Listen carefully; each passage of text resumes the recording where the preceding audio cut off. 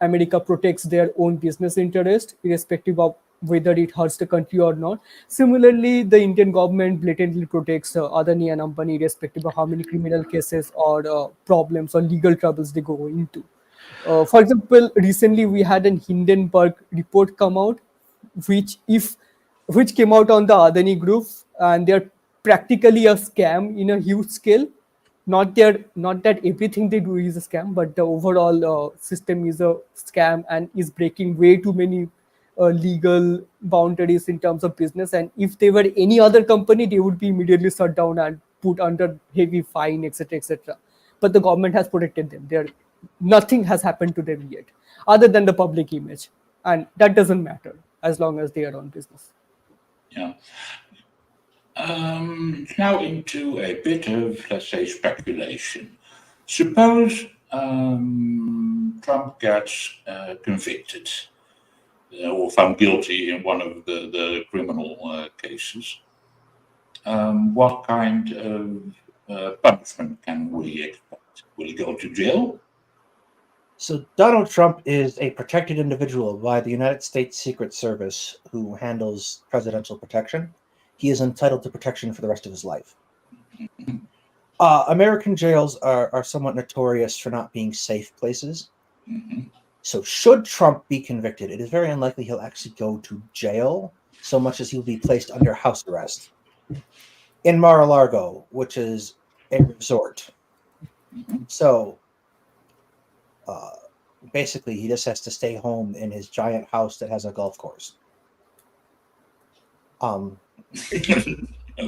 You know, I think the here's a historical analogy. Robert E. Lee's plantation was turned into a national cemetery. Yes. Ooh. Robert E. Lee wasn't in the plantation at the time, however. Arlington is actually ridiculously close to the grounds of Washington, D.C. proper.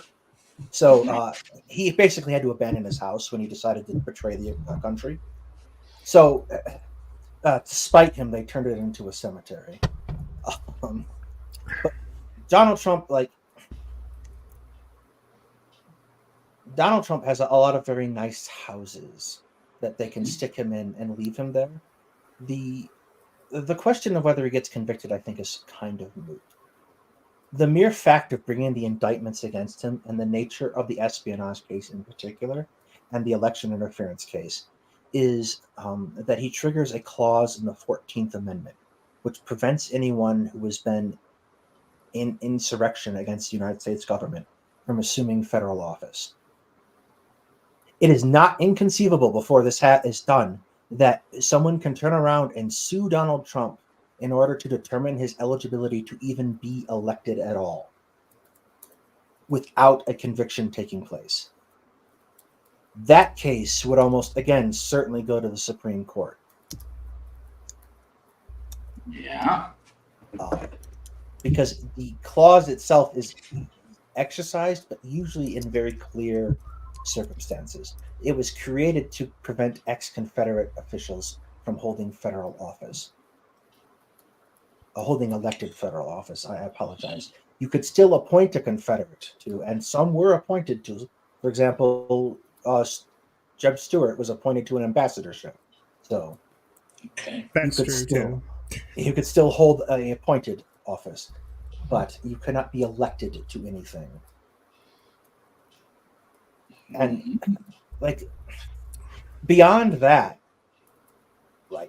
you would assume, for example, the governor of Illinois, the state I'm from, or the former governor, Rod Blagojevich, was famously tried for corruption because he tried to sell Obama's Senate seat. He went to jail and stayed there for a while, but that was a governor. Whether or not any serious consequences beyond staying in his big, giant, palatial estate would happen to Donald Trump and he'd be forced out of public life, just too early to say. It's going to have an effect on the election one way or the other. It's also too early to say that because Donald Trump immediately started running as soon as he thought he was going to get indicted so that he could say, I'm running for president. Look what they're doing to me. So we're doing all of our election stuff much earlier than normal. Election doesn't really kick off yet in really any real fashion for another month and a half. before you start running up to the first states that have primaries or caucuses. So, like, it has had that effect where we're going to be inundated with bad Republican debates for the next 3 months that don't have any effect on who actually wins come the time for New Hampshire or Iowa.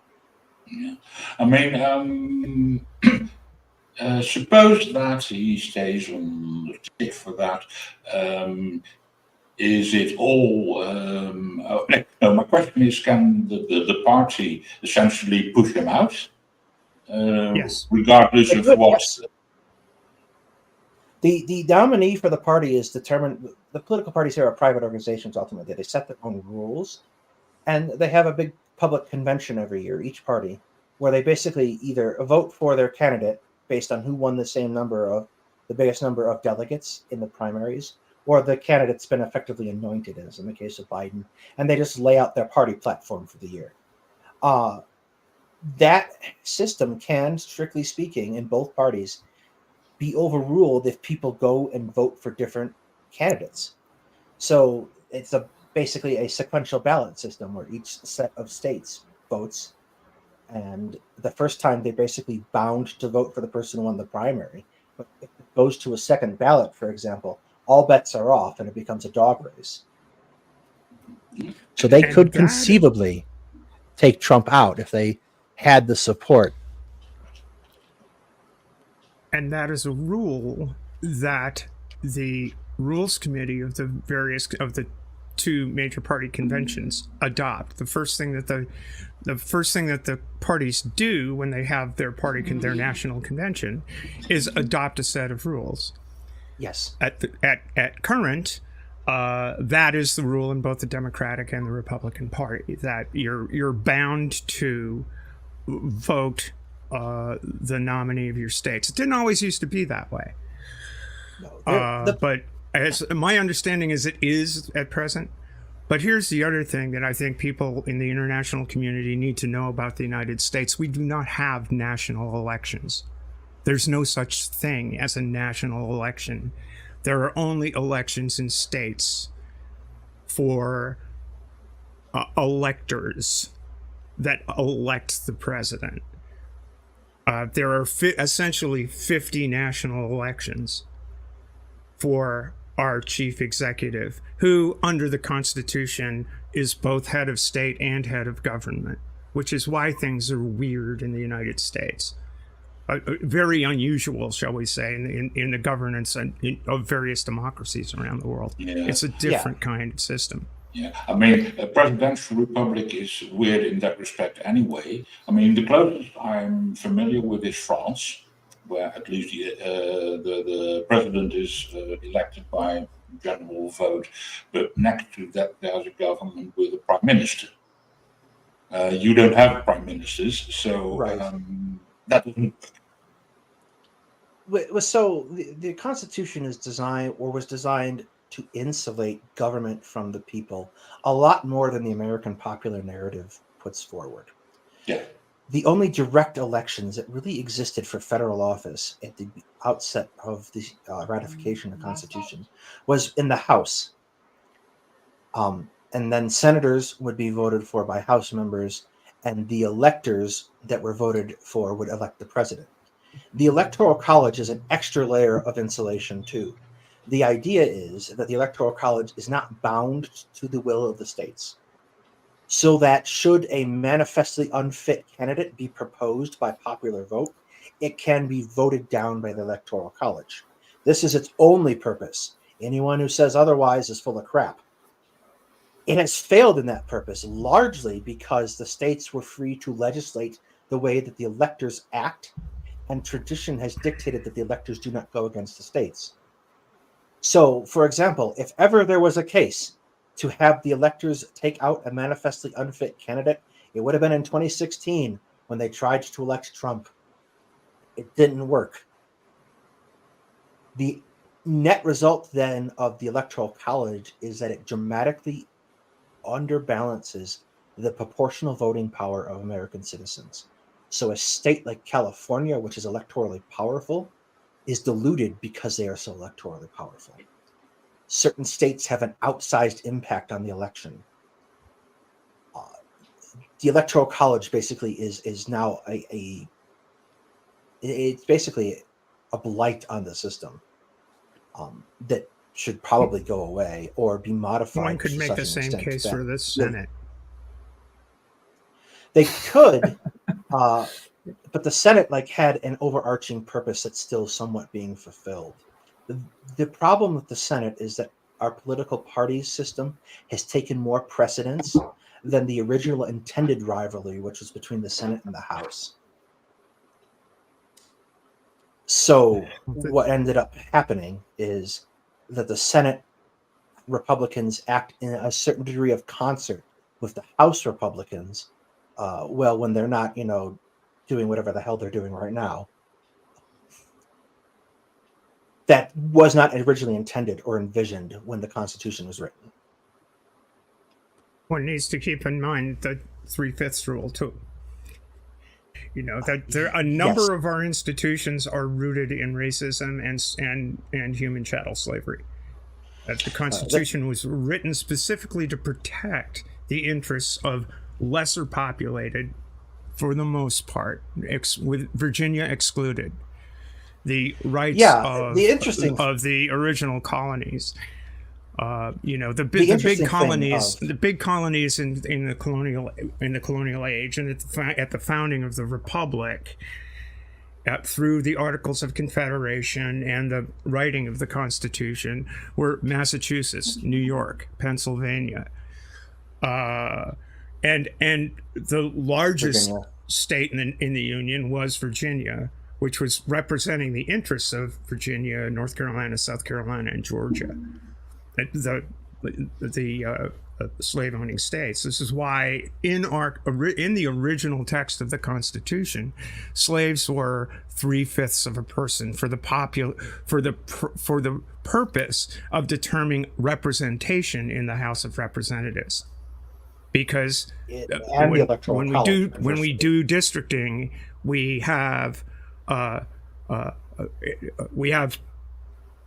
divvy up. The number of representatives is dependent on the population of an individual state. So this state gets X number of representatives. And so every 10 years, that's why we have a census, every 10 years we count the number of people and apportion out our representation proportionally.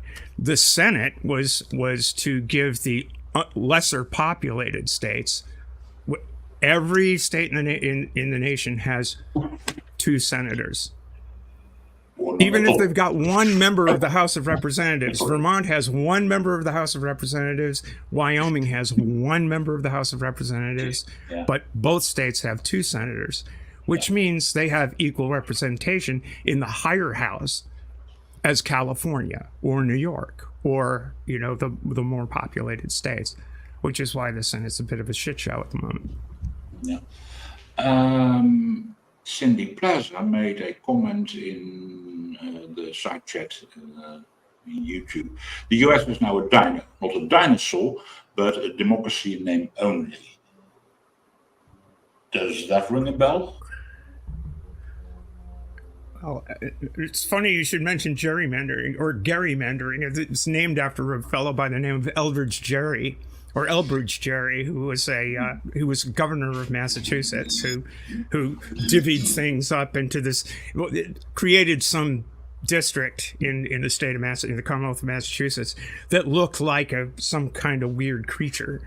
That's where the name comes from. But I would hasten to add pocket boroughs in the English common law and the English system of government were not an unknown thing. Like some picking your voters is a pretty tried and true practice in most Western democracies. That just works out. I think there's a lot more stability, for example, in Western Europe in their democracy. Maybe not France. France might go belly up a little bit this time. Again, Macron's looking a little pale there, but there's a lot more stability in those democracies. Because we have this interplay between the states and the federal government, and the state governments effectively get to determine how they are represented in the federal government, at least in the House and the Electoral College. The a lot of money is spent, particularly by Republicans, in controlling state legislators and state governments so that they can dictate the terms of the federal government and ultimately the courts. The other thing we did that's That'll- probably unwise is that census that we do. We have capped the total number of representatives. So instead of the House growing as the country grows, we just shift them around. Right. We haven't changed the composition of the House of Representatives since the 20s, since the 1920s, and the nation has changed considerably since. But here's one thing I wanted to ask Dallas on the international, thinking about political organization in other Western democracies. I suspect that Germany has similar weaknesses to the United States simply because of the federal structure, although they're missing some of the more egregious weaknesses of ours. Yeah. Germany does. I looked at a recent polling set up for Germany, and it was a little scary. Some far right parties picked up a lot of traction. You basically could tell where the border of East Germany was from how the political parties are dividing things up there. Japan does, because they also were another one of our constitutional projects post World War II. And not a lot of people paid close attention to Japan, but Japan is becoming a much more active foreign policy country. They're rebuilding their military as an actual military. And we have welcomed this because we'd rather not shoulder all the burden of potentially fighting China. So they have that same pockets of ripeness for abuse that we do. Yeah. This is Sorry, we got a one of those special thingies. Secular Sakai, he donated $10. Do any of you foresee the US adopting a multi-party system instead of multi-faction two-party system in our lifetimes, like Kiwis have? Or would such a step change be unlikely at this stage? I think that's a good question. And I'll come back to you, Zenvit. Yes, this is a weakness that India shares as well.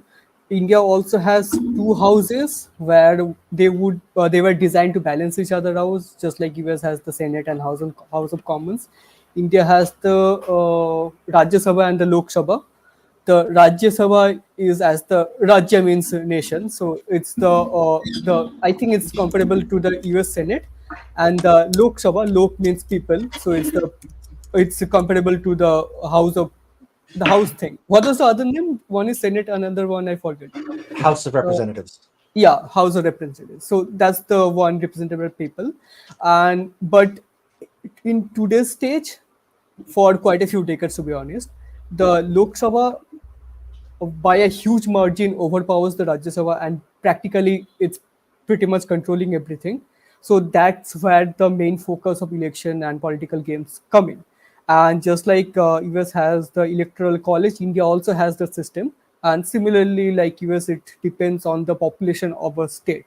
So we can understand why this was designed, but today it's just get abused. The states which has a larger amount of seats are the ones that are given a lot more focus than the states that has a much lesser amount of seats.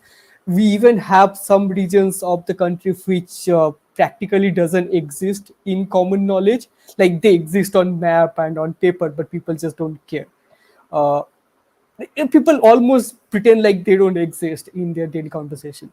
And and what happens is when any political party comes to power in a national level, they focus on the states with higher population because that's where they get higher seats. And when they have higher seats, they have more control over the government, just like the problem US has.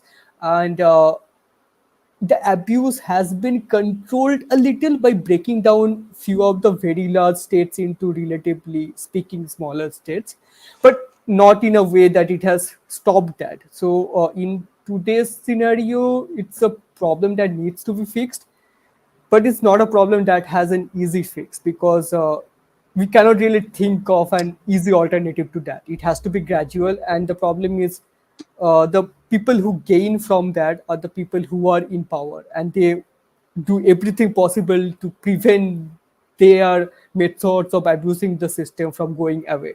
They want to keep abusing it. So we have a similar problem. There's something I wanted to understand too. You mentioned about the electoral college versus the state thing. Like the electoral college has to function in interest of the state. They cannot be against the state government. I did not understand that. How does that So play? when the Constitution is originally envisioned, and the Constitution is a fine document, but actually I got it over there. What you really need to read is the Federalist Papers. It's basically the owner's manual for the Constitution. The envisioning of the Electoral College is that the electors that are elected are independent of the popular vote in the state. So me and all the regular schlubs go down on election day and we vote, and we indicate that we want this person to be president. What we're voting for is electors who then go meet about a month or two later and cast their ballots for president. Those electors, when they cast those ballots, do not, in some states, are not required to do what the state says. So I live in Colorado, for example. The electors that Colorado elects are not required to vote as Colorado votes, except in states where the state legislator has ruled that those electors are. In those cases, it's just pro forma. The electors go, they cast their ballots, and it's done. The election interference and the Fulton County case that Donald Trump is under has to do with manipulation of those slates of electors.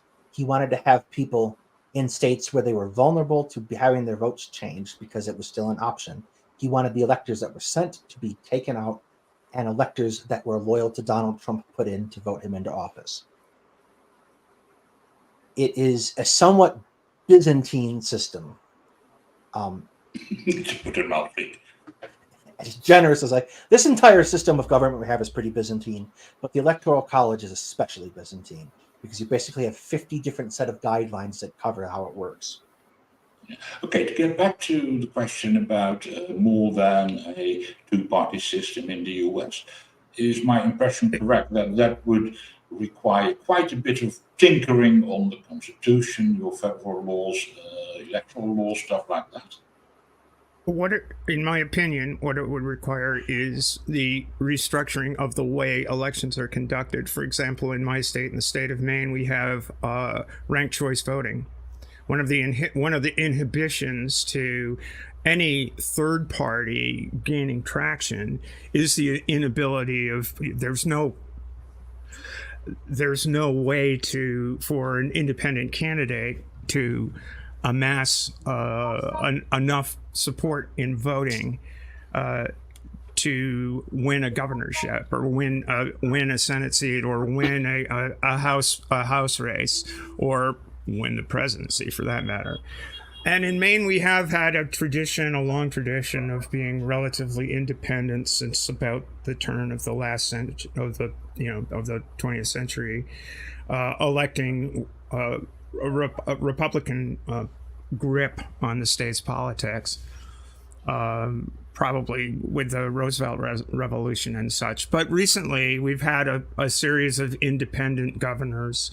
Angus King, we've got an independent senator, nominally so. He caucuses with the Democrats, but he's always billed himself as a political independent.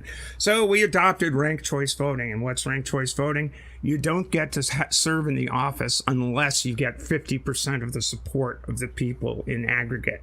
So if you start changing that, you introduce a means in electoral politics for outside parties to have an influence, and whether that outside party, like a Green Party or whatever faction of the Republican Party or the Democratic Party wants to split off and do something, this people are still protected because if politician X doesn't get 50% plus one, doesn't win an outright majority, then you pick, this is my first choice, this is my second choice, this is my third choice. So nobody wins on the first thing. You take the second choice and figure out who those are and allocate them to the... It's a little bit of a longer process, but it potentially could change the way of politics. But it's going to be a slow process unless one of the political parties implodes. And that's only happened a couple of times in American history. One was the dissolution of the Whig Party in the 19th century, where it just fell apart with the question of slavery and became today's Republican Party and the Rump Whig Party. And a number of people who were associated with the Democratic Party, like the Buchananites, the Buchanan who was the president before Lincoln, Northern Democrats who were pro free soil, basically became Republicans, and pushed that movement to the fore and gave them national traction. And what was the result of that? Well, ultimately, a civil war. Yeah, you could get me to talk about the election of 1860 all day. It's actually my favorite American election. Let's not go there. Yeah, let's not. But let me kind of build off of that. May I interrupt you for a bit? Certainly. Next week on this channel, we'll run the Halloween fundraiser. We have a bit of a video about that. Join us for our Halloween special, a fundraiser to help Skeptic Haven become a charity organization. Skeptic Haven provides a healthy community and safe space to its members. In addition, producing shows that provide informative videos highlighting science, religion, and current events, both domestic and abroad. Please join us the evening of October 28th for our first Halloween fundraiser to get funds for our 501c3 and other expenses. We have many well-known YouTube content creators coming on. Come join in the fun. Are you ready for the show? Okay, Douglas, go on. Sure. So America has always had two dominant parties and a number of other parties at any given time. So like Stephanie was saying, the election of 1860, you saw the Republicans rise to the fore and the Democrats, and those have been the political parties. There's a lot that switches around after that, but those have been the political parties ever since. What tends to happen in American politics is because most of our states run what's called first past the post voting, where you basically have to get the first guy to get 51% wins. The two parties have been incentivized to take popular ideas from those third parties and run with them and incorporate them.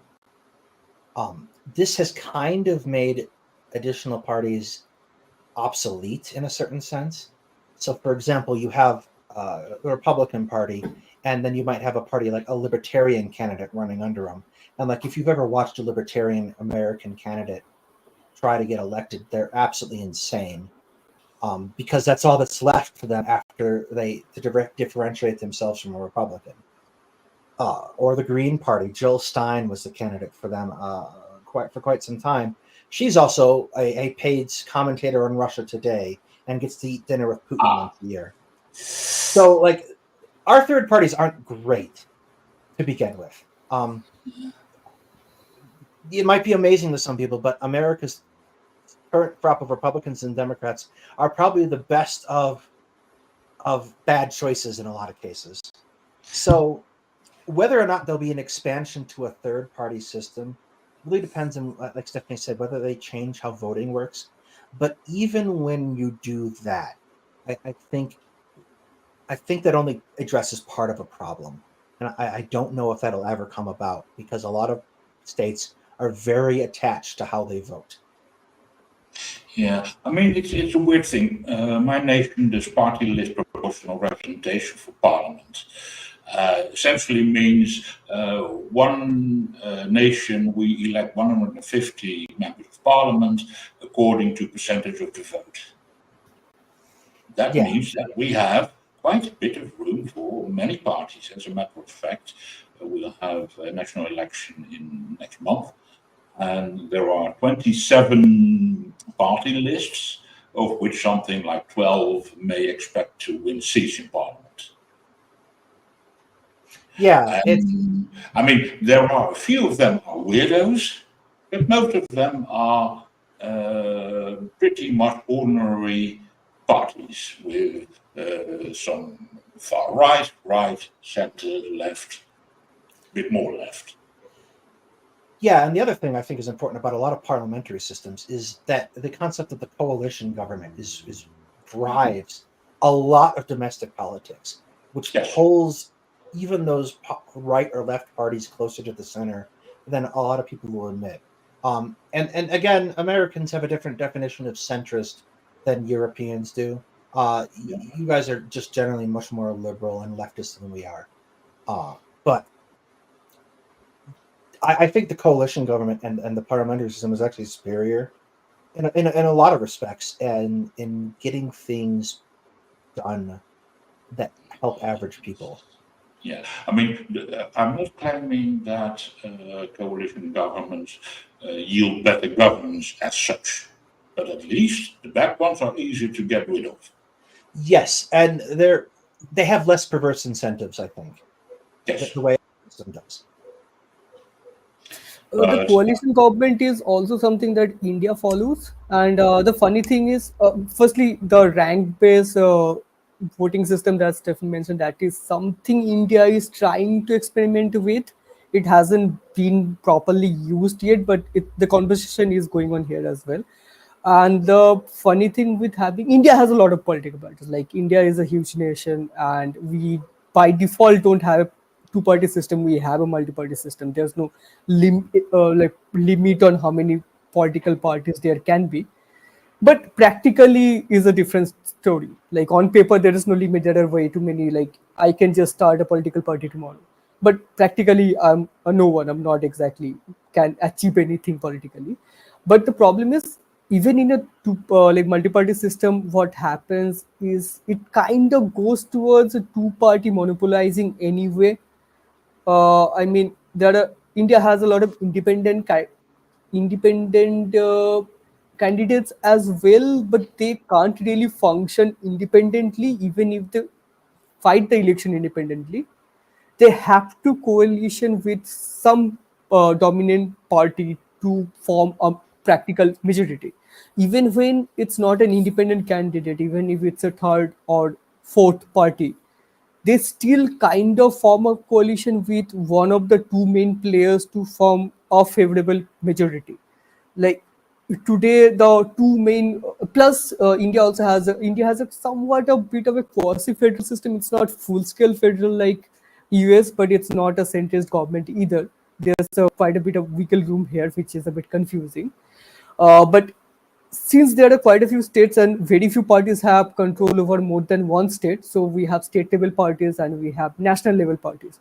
And the national level parties are practically just two political parties, because it's very difficult to get uh, traction in a state that is beyond the state where you come from, because different states have very different identities, and it's hard to connect with an identity that is not part of your political campaign. So that is a problem. Even in a multi-party system, it's practically two parties fighting each other in general, and other party choosing which side they will help, not exactly becoming a third practical choice. And circling back to Trump a little bit. Yeah. You know, the I'll topic come of the back. show. We've gotten really into comparative political systems, but Karasu Kafka made a really good point. Oh dear. We lost. It was such a good point that Stephanie froze. Yeah. But the thing with Trump, as I've seen, is it's not exactly who he is, because if I think I'm back. you need to look at him. Oh yeah. So, Stephanie. Well, Yeah, I'm sorry, I don't know what's going on. Maybe I'm internet. But the key point about Trump is man is we have Trump because of Trump's unique ability as a showman. He constructed his businesses as Potemkin villages. He convinced Donald Trump lost his casinos. We made some made some mention. He just failed at that. I mean, there's the old story about the House always wins. Well, not if Donald Trump is the House, right? He lost the Trump Taj Mahal in Atlantic City and several other casinos back in the day. And what hauled him out of that?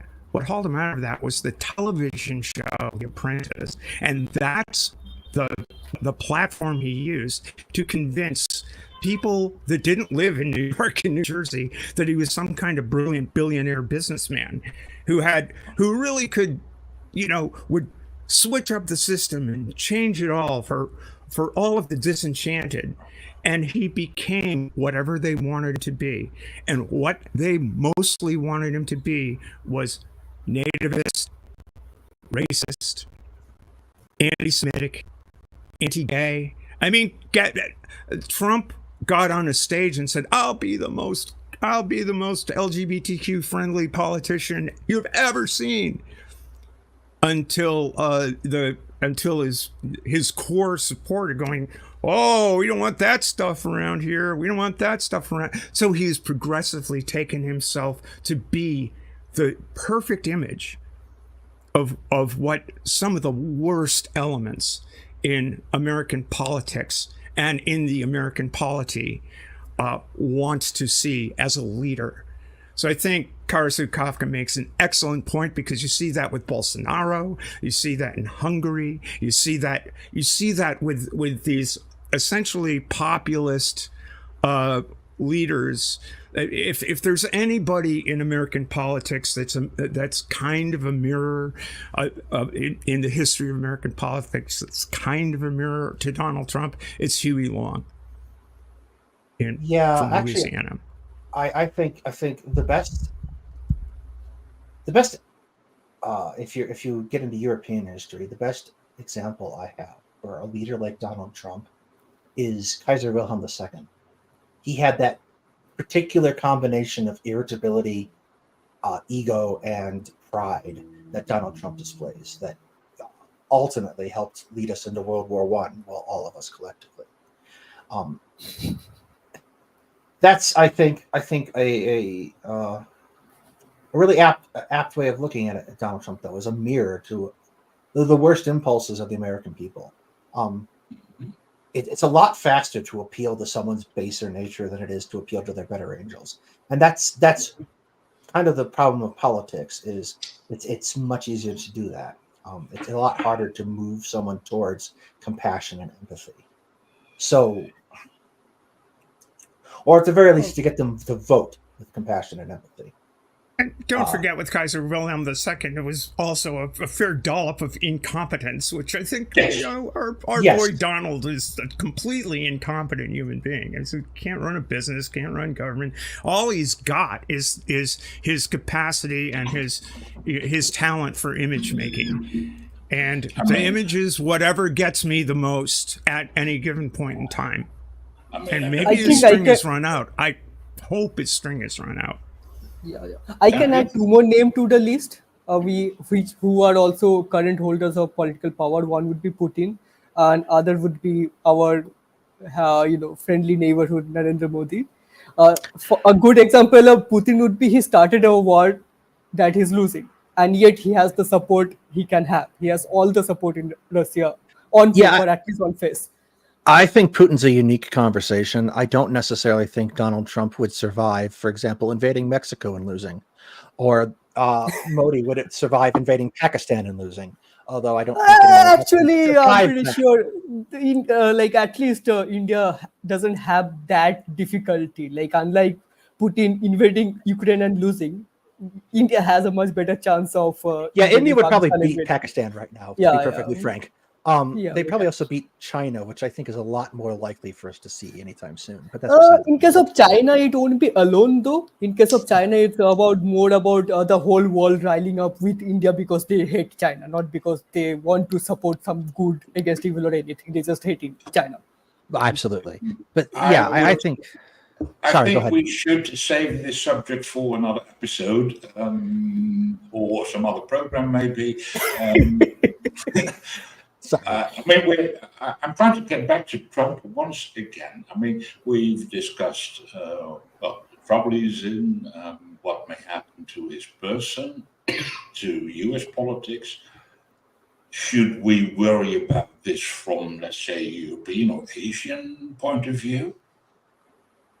Whatever the outcome is? I don't know yet, because we don't know what the outcome's going to be. We have basically spent a number of elections right now in flux, and we're kind of determining what we're going to do. If we see politicians more like Biden win out this year, in like both in Congress and in the presidency, I think you guys are probably good for a little while. For example, I don't think the far right has as much legs in Europe as they just thought they did too long ago. Poland just showed us that, for example. So I don't know if it's time to worry yet. What I will let you know is that if it's time to panic, we here at Two Guys Talking History will be panicking first. Yeah.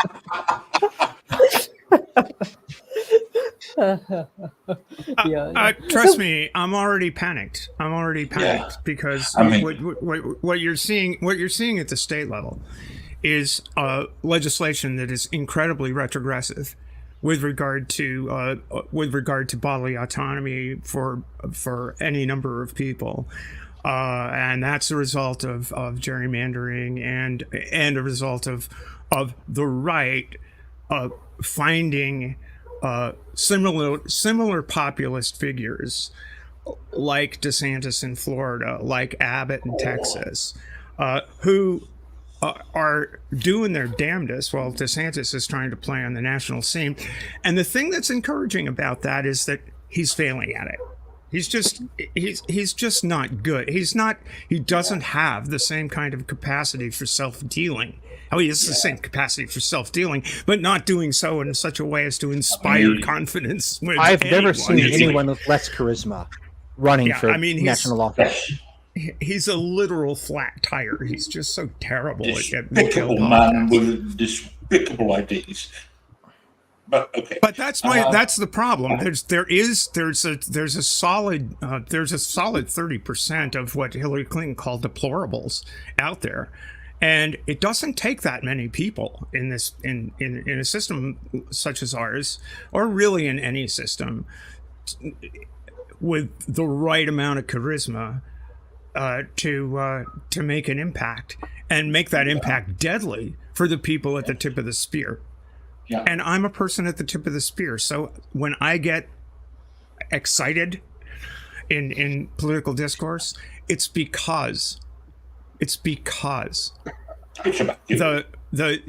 tools that are being used include my elimination from the public sphere. And by elimination, I mean elimination. Yeah. Unfortunately, there's no better way to say than after your death. It'll kill you if they can. Yeah, that is, I think, an underappreciated aspect of this. That I didn't really factor in because it was you asking about a federal, but at the state level, there are a lot of places where we are in serious trouble. However, I think I think the Republican Party's obviously had problems in the last couple of weeks when they voted out Kevin McCarthy as Speaker of the House, and they can't replace him because they can't agree. Those are usually signs that presage one of those American political party swaps where we get ourselves a new dominant party. So the question, I think, for both at the state level and the federal level is, what's coming next, and will it be better than what we have now? And it's really easy to be depressed about that and say no. But at the same time, the person that they're trying to make, or we're trying to make speaker before he got obliterated in the secret ballot, was Jim Jordan, who's one of the worst people in the United States, at least top 10. And nobody likes him. So my hope is that if this does come to pass and the Republican Party folds, that whatever replaces them is going to be substantially better. I may hope so. I think that if there is a collapse, if there is a Republican collapse in 2024, by Republican collapse, I mean collapse. I mean, they lose the House big.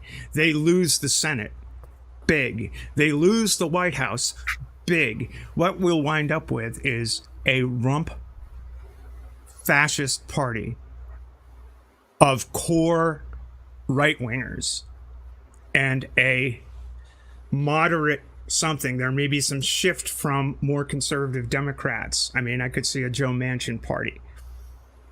That moderate, oh God, socialism bad, et cetera, and so forth.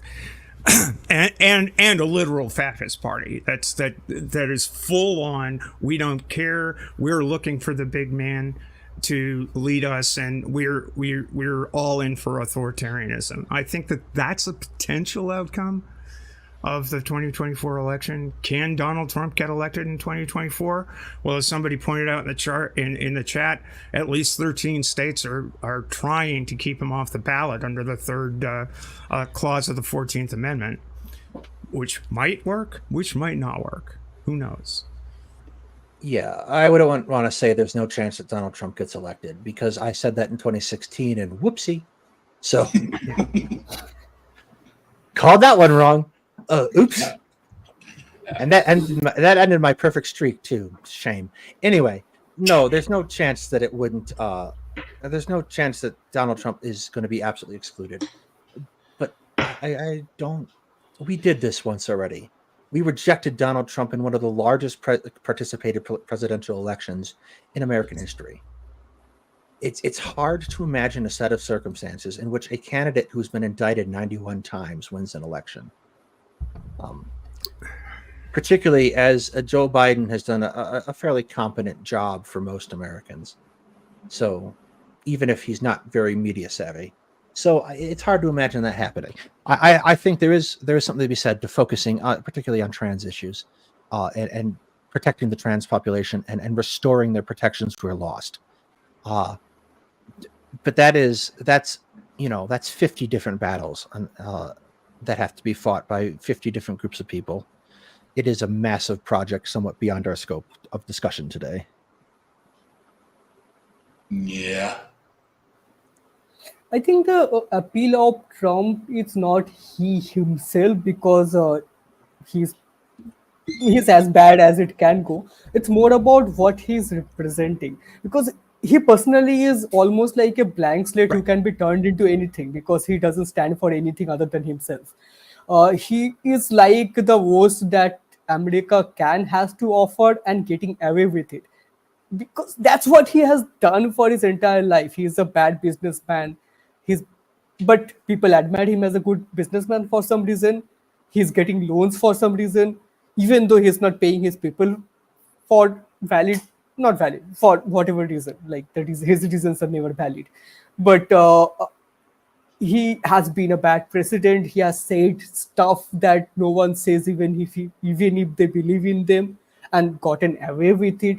Which is why you will find the worst parts of America are coming in public to support him, the evangelical church, and like pretty much every bad thing that comes to your mind. And he is their symbol of getting away with it, and that's why they are doing everything they can to keep him on power. That's what I feel. And I'm saying this because I'm seeing a similar thing happen here as well. Like if you look at any interview or anything that Narendra Modi says, it's pretty obvious he doesn't really know about anything. He's just good at putting a face and letting people project onto him anything. And he didn't even take any press conference. He just mugs up stuff and vomits them on the mic and just makes them sound good. And people make him to be whatever they can to make him. And both Trump and Modi are good at only one thing, that is getting votes for some reason without doing anything for it. It's not dissimilar, I don't think, from the same prospect of people and their religion and their faith. There is a certain desire to, for example, I think Titan, everyone's friend Titan Uranus, is very fond of the saying, "I read the Bible and therefore I became Uranus." I became a Christian, or I therefore became an atheist." Like there's a desire, like I will meet hardcore Christians who insist that the Bible is actually a happy story, as opposed to The reality, which is that it very much isn't. It's the same kind of phenomenon. There is this thirst and desire to have someone to look up to in a lot of people's lives, and it manifests in different ways. And sometimes you get the guy in a church pew, and other times you get the guy who votes for Donald Trump. And the other thing I would say, it's just as I guess a throwaway or tossaway line, the social issues have been elevated to the national stage. It's in bills introduced in Congress against trans people, Yes. in declarations from the likes that we're going to make the U.S. just like Florida from DeSantis, and Trump himself basically saying, first thing I'm going to do is make sure that healthcare isn't available to trans people. They're doing it. It's an absolutely terrifying prospect, I think, if you are trans. It's a tactic that's old as time, right? You take a minority that isn't able to wield substantial influence without support, and you drive a wedge between the general population and that minority. And it's a fairly common authoritarian tactic. It's pointed out for fascism in particular, but it's a common authoritarian tactic. So, like, my point would be that if we don't protect LGBTQ people and trans people in particular, you're going to start to see things like gay marriage rolled back, and then you start to see things like protections for disabilities rolled back. These kind of movements always need an enemy of some description, and it's horrifying what has happened. And like the other problem I have broadly is that it wasn't like trans people were doing particularly great on civil rights and access to care prior. Like, you have a lot more hoops as a trans person to jump through to get gender affirming care than I, for example, do as a cis person. So like it's going to forestall the advancement of civil rights, and that's definitely a problem. Because like what we're going to do is probably succeed in getting back to where we were, and then everyone will say, "Oh, it's good," and we're done. But that's not really the case, right? But we have more.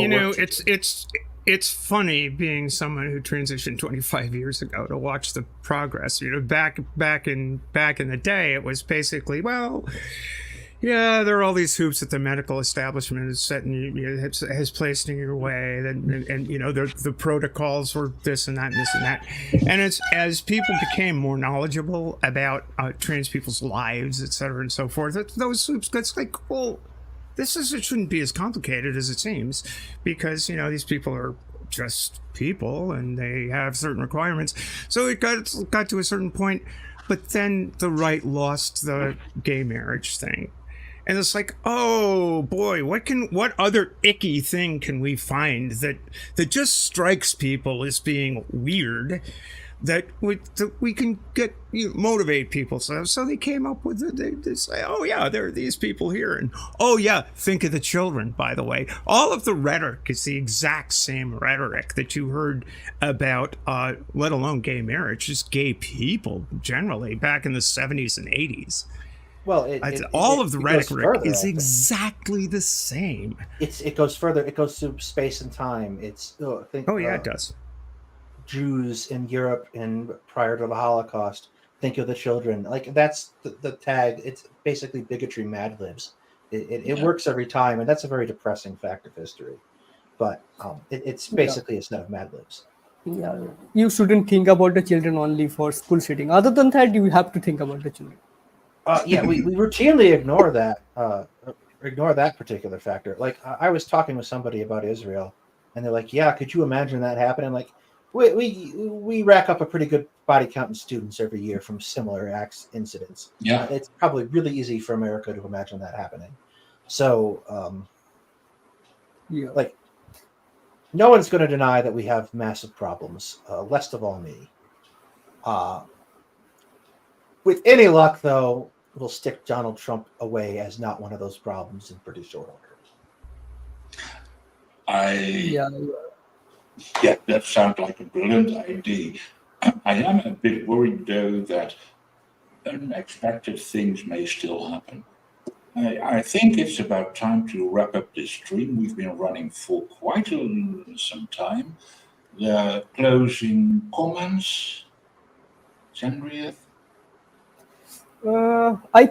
think it's kind of finally becoming pretty obvious how terrible Trump is in all respects, and his facade is kind of falling off now that he doesn't have the protection of his showmanship as much as in other fields.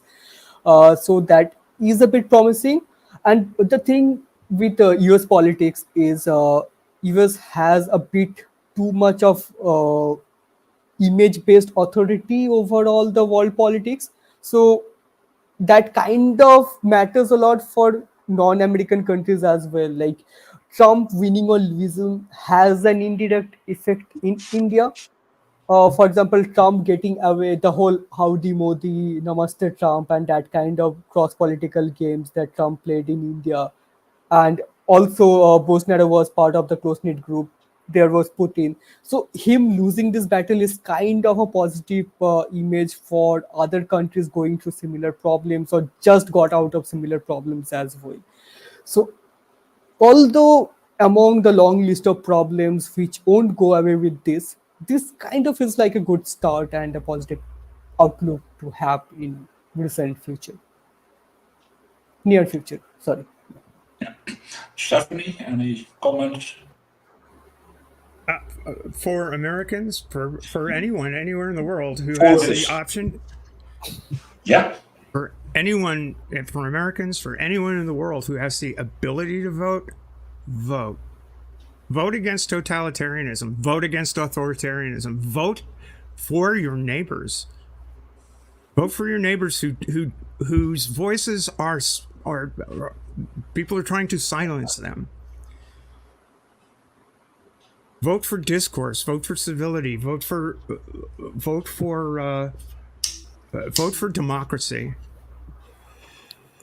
And vote at every level. I don't care whether it's a school board. I don't care whether it's a dog catcher. Vote. Yeah. Douglas? Yes, absolutely. Elections matter. People try to talk a lot about elections not mattering, but they do. If for no other reason than it's a statement of where you stand. It's not that often that it happens. So vote, because it will make a difference. Only about a third of the American eligible voting population votes in a given election, and that gets less if it's not a presidential election. So go out, vote. It becomes much harder. It becomes much harder for gerrymandering to have power if you vote, and you vote against those entrenched interests, and you vote for new interests. And then finally, I'd just like to say I want to thank you for having me on, and we'd appreciate seeing all of you over at Two Guys Talking History. Okay, thank you. I'll add that. I'll add my 2 cents. Thanks so much for letting me join the conversation. This was very, very, very fun. Thank you for having you. This was the And thank first you for one. having me as well. Like I had a lot of interesting insight that I didn't have as a non-American. Say Yes. And so again, thank you very much. Have a good day. And next week we have our Halloween special. Hope to see you then. Bye-bye.